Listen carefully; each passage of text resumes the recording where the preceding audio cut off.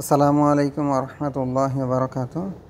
প্রিয় দর্শক, আজকে আমরা দেখব যে স্পেকট্রাম অ্যানালাইজারে কিভাবে আমরা এসএসবি সিগন্যালটা আমরা শো করতে পারি বা ফ্রিকোয়েন্সি স্পেকট্রামটা দেখতে পারি এসএসবি মডুলেশনের। তো আমরা আগেই দেখেছি যে এসএসবি মডুলেশনের আউটপুটটা কেমন হয়, এটা দেখতে কিছুটা অ্যামপ্লিটিউড মডুলেশনের মতো। এটা যদি আমরা এসএসবি মডুলেশনের আউটপুটটা একটু দেখে নিই, এটা হচ্ছে আমাদের এসএসবির মডুলেশনের আউটপুটটা। হ্যাঁ, তো এটা যদি আমরা স্পেকট্রাম অ্যানালাইজারে দেখতে চাই তাহলে আমরা কীরকম দেখাই, সেটা আমরা দেখে নিব। তো আমরা স্পেকট্রাম অ্যানালাইজারে এখানে আমরা একটা কানেক্টর ইউজ করতে হবে। এটা SMA connector to BNC connector. এর সাথে আমরা যদি আমরা এই কনভার্টারটা ইউজ করি তাহলে আমরা অসিলোস্কোপের যে আমরা প্রুফটা ইউজ করি সেই প্রুফটা ইউজ করতে পারবো। তো আমরা অসিলোস্কোপের যে প্রুফ আছে সেই একই প্রুফ দিয়ে আমরা স্পেকট্রাম অ্যানালাইজারটা ইউজ করতেছি। তো এখানে যদি আমরা আউটপুটটা দেখি, এই পয়েন্টে পজিটিভ পয়েন্টটা পজিটিভে লাগালাম আর এটা গ্রাউন্ডে লাগালাম। তো আমরা দেখতেছি এখানে কিছুই শো করতেছি না। এই জন্য আমরা প্রথমে কি করব, অটোতে চাপ দেব। অটোতে চাপ দিয়ে আমরা চেক করব যে কোনো সিগন্যাল সে ডিটেক্ট করতে পারে কি না। সিগন্যালটা সে সার্চ করতেছে এবং সে একটা সিগন্যাল ডিটেক্ট করতেছে। তো এখন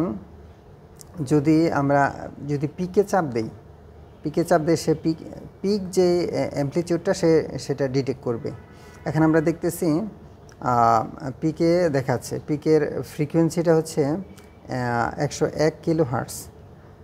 আর এটা হচ্ছে -21 বা 20 ডেসিবেল ডিবিএমে দেখাচ্ছে। তো এখন এটা যদি আমরা এরকম না আসে তাহলে আমরা কিভাবে এটা দেখতে পাবো? তো প্রথমে আমাদের সেন্টার ফ্রিকোয়েন্সিতে ক্লিক করতে হবে। ফ্রিকোয়েন্সিতে চাপ দিয়ে আমাদের এখানে সাপোজ আমি জানি না এটার কত ফ্রিকোয়েন্সি, যদি আমরা দেখতে চাই তাহলে আমরা কেরিয়ার ফ্রিকোয়েন্সিটা অ্যাকচুয়ালি এখানে করতে হবে, ইনপুট দিতে হবে। কেরিয়ার যেহেতু আমরা 101 বা 102 আমরা সেট আপ করছিলাম, সেহেতু আমরা 102 এটাতে চাপ দিয়ে পরে কিলো হার্টজে চাপ দিতে হবে। তাহলে আমরা এইভাবে সেন্টার ফ্রিকোয়েন্সিটা প্রথমে আমাদের সেট করতে হবে। তারপরে আমাদের স্পেন, এই সিগন্যালটা আমরা কত স্পেনে আমরা দেখব, কতটুক পরিসরে আমরা এই সিগন্যালটা দেখতে চাই সেটা আমাদের সিলেক্ট করতে হবে বা সেই রেঞ্জটা ঠিক করে দিতে হবে।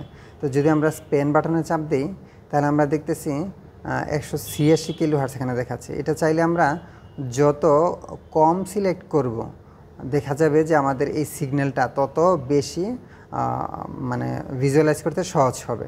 তো এই জন্য যদি আমরা এখানে 20 কিলোহার্টজ সিলেক্ট করি, 20 কিলোহার্টজ, তাহলে দেখা যাচ্ছে আমাদের সিগন্যালটা আরও বেশি জুম হচ্ছে, জুম আউট হচ্ছে, এইভাবে আমরা দেখতে পাচ্ছি। তো এখানে যেহেতু পিকটা যদি আমরা আবার সিলেক্ট করতে চাই পিকে, তাহলে আমাদের এই অটোমেটিক হাইস্ট পিকটা সে সিলেক্ট করে নেবে।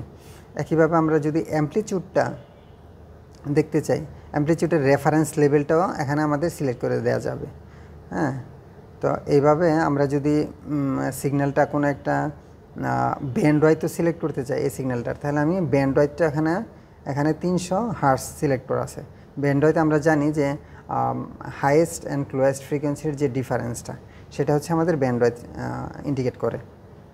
তো এইটা হচ্ছে আমাদের এসএসবি সিগন্যালের যে ফ্রিকোয়েন্সি স্পেকট্রামটা, সেটা আমরা এখানে শো করতে পারতেছি।